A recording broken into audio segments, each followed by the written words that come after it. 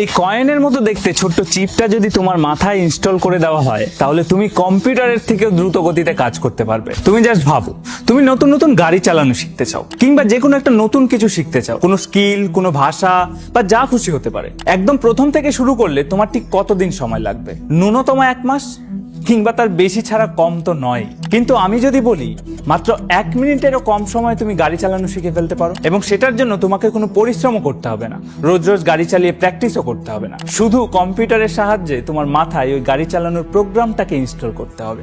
এবং শুধু তাই নয়, এবার মৃত্যুর পরেও বেঁচে থাকা সম্ভব। তোমার সারা জীবনের যত স্মৃতি আছে, তোমার মস্তিষ্কের সমস্ত ইনফরমেশন, তোমার অভ্যেস, তোমার হাঁটা চলা, তোমার কথা বলার ধরন, তোমার ব্যবহার, সব কিছুকে একটা চিপে সংরক্ষণ করে রাখা যাবে এবং তোমার মৃত্যুর পর সেই সমস্ত ইনফরমেশন অন্য কারো ব্রেনে সচল করে দেওয়া যাবে। তার মানে বুঝতে পারছো, ওই মানুষটা সম্পূর্ণ একটা ভিন্ন মানুষ হলেও তার কথা বলার ধরন, তার আদব কায়দা, তার অভ্যেস, তার সমস্ত কিছু হবে অবিকল তোমার মতো। কি বিশ্বাস হচ্ছে না? আচ্ছা, এনাকে তো আশা করি সবাই চেনো। ইনি হলেন আমাদের সবার প্রিয় এলন ভাই।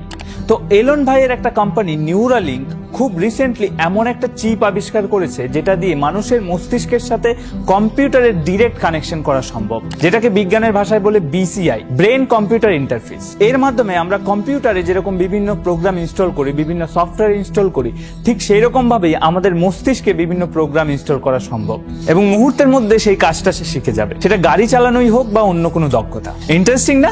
এই চিপটা দেখতে একটা ছোট্ট কয়েনের মতো এবং খুব রিসেন্টলি একটি বানরের মাথায় এই চিপটি বসিয়ে বিভিন্ন পরীক্ষা নিরীক্ষা করে দেখা হয়েছে।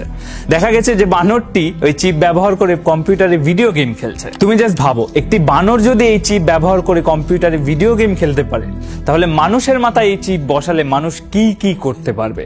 ইলন ভাই বলছেন যে এই কোম্পানির মূল উদ্দেশ্য হলো মানুষের বিভিন্ন রকম শারীরিক প্রতিবন্ধকতা, যেমন চোখে দেখতে না পাওয়া, কানে শুনতে না পাওয়া, প্যারালাইসিস, অ্যালজাইমার কিংবা ডিমেনশিয়ার মতো বিভিন্ন শারীরিক প্রতিবন্ধকতাকে চিরতরে দূর করে দেওয়া, এবং এই এআই বা আর্টিফিশিয়াল ইন্টেলিজেন্স যে হারে গ্রো করছে সেটা যেন কখনোই মানুষকে ছাপিয়ে যেতে না পারে সেটা নিশ্চিত করা। অর্থাৎ মানুষের ব্রেনকে একটা সুপার কম্পিউটারে পরিণত করাই হচ্ছে এই কোম্পানির মূল উদ্দেশ্য, এবং এই উদ্দেশ্য খুব তাড়াতাড়ি সফলও হতে চলেছে। কারণ এই বানরটির মাথায় সফল পরীক্ষা নিরীক্ষা চালানোর পর এখন মানুষের মাথায় এই চিপটি বসিয়ে পরীক্ষা নিরীক্ষা চালানোর অনুমতি পেয়ে গেছে নিউরালিঙ্ক।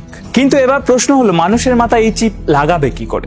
সেটার জন্য একটা বিরাট সার্জিক্যাল রোবট বানিয়ে রেখেছে এই কোম্পানি, যে রোবট দিয়ে অপারেশনের মাধ্যমে মাথার একটা ছোট্ট অংশ বাদ দিয়ে সেখানে প্রতিস্থাপন করা হবে এই চিপ, এবং একবার এই চিপ মাথায় লাগানোর সাথে সাথে ব্লুটুথের মাধ্যমে মাথার সমস্ত ইনফরমেশন পাঠিয়ে দেবে কানেক্টেড ডিভাইসে, এবং ঠিক একই রকম ভাবে কানেক্টেড ডিভাইস থেকে যে কোনো ইনফরমেশন পাঠিয়ে দেওয়া যাবে ব্রেনে। মানে বুঝতে পারছো, পুরো কম্পিউটার হয়ে যাবে তোমার ব্রেন। বানরের মাথায় এই পরীক্ষা চালানোর সময় সেটা সফল হয়েছে, এবার এটাই দেখার যে মানুষের মাথায় এই পরীক্ষা কতটা সফল হয়, এবং যদি সফল হয় তাহলে সেটা কি মানুষের জন্য নিরাপদ? কারণ এটা একটা বিরাট চিন্তার বিষয়। ইতিমধ্যে জানা গেছে এই চিপের মধ্যে একটা ছোট্ট ব্যাটারিও থাকবে যেটা ওয়্যারলেসলি চার্জ করতে হবে। এবং শুধু তাই নয়, কম্পিউটারের মাধ্যমে যদি আমাদের ব্রেনে এরকম যে কোনো প্রোগ্রাম পাঠিয়ে দেওয়া যায়, তাহলে মানুষ না জানি কত ভয়ঙ্কর ভয়ঙ্কর জিনিস পাঠাবে। মানুষকে খুন করা, মানুষের ক্ষতি করা, এই ধরনের প্রোগ্রামও পাঠাতে পারবে। কিন্তু এই ধরনের ঘটনা যেন না ঘটে সেই কারণে নিউরালিঙ্ক অনেকদিন ধরে গবেষণা চালাচ্ছে, বিভিন্ন পরীক্ষা নিরীক্ষা করে দেখছে। তো এবার এটাই দেখার যে এই নতুন টেকনোলজি সত্যিই কি মানুষের উন্নতি সাধন করতে পারবে, নাকি উন্নতি সাধনের নামে মানুষের থেকে কেড়ে নেবে তার মানবিকতা, এবং অবশেষে মানুষ শুধুমাত্র একটা সুপার কম্পিউটার হয়েই থেকে যাবে, যার কোনো আবেগ নেই, দুঃখ, কষ্ট, আনন্দ, যন্ত্রণা, কোনো অনুভূতি নেই। এই ব্যাপারে তোমার কি মতামত অবশ্যই কমেন্ট করে জানিও। আমি ভিডিওটা শেষ করছি এখানেই, দেখা হচ্ছে পরের ভিডিওতে। ততক্ষণ অবধি ভালো থেকো, সুস্থ থেকো, tata, goodbye, love you.